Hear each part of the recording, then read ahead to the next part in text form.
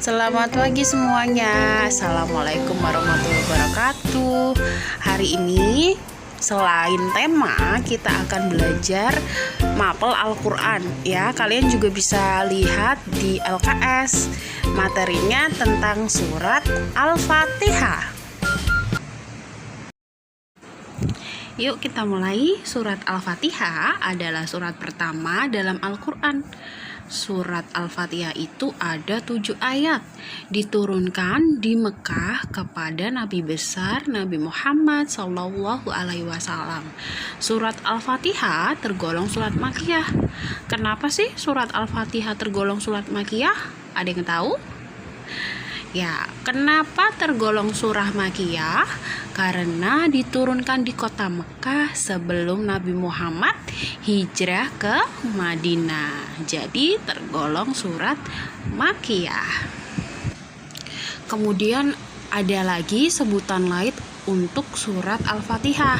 Yang pertama adalah Ummul Quran, artinya induk Al-Quran. Jadi induk itu artinya inti dari Al-Quran, yaitu ya surat Al-Fatihah. Yang kedua Ashabul Matsani, artinya 7 yang berulang-ulang. Kenapa sih 7 yang berulang-ulang? Karena pada saat kita sholat, kita kan membaca surat Al-Fatihah ya berulang-ulang. Sholatnya 5 waktu, berarti surat Al-Fatihahnya dibaca sesuai dengan rakaat sholatnya ya. Untuk itu mari bersama-sama kita baca surat Al-Fatihah. A'udzu billahi minasy syaithanir rajim. Bismillahirrahmanirrahim. Dengan menyebut nama Allah yang Maha Pemurah lagi Maha Penyayang. Alhamdulillahi Rabbil Alamin. Segala puji bagi Allah, Tuhan semesta alam. Ar-Rahmanir Rahim. Maha Pemurah lagi Maha Penyayang. Maliki Yaumiddin.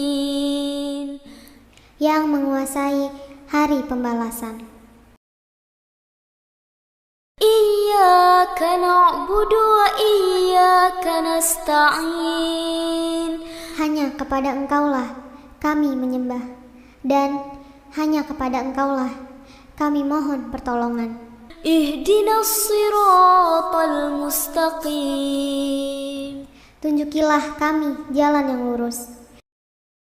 Siratal ladzina an'amta 'alaihim ghairil maghdubi 'alaihim waladdallin.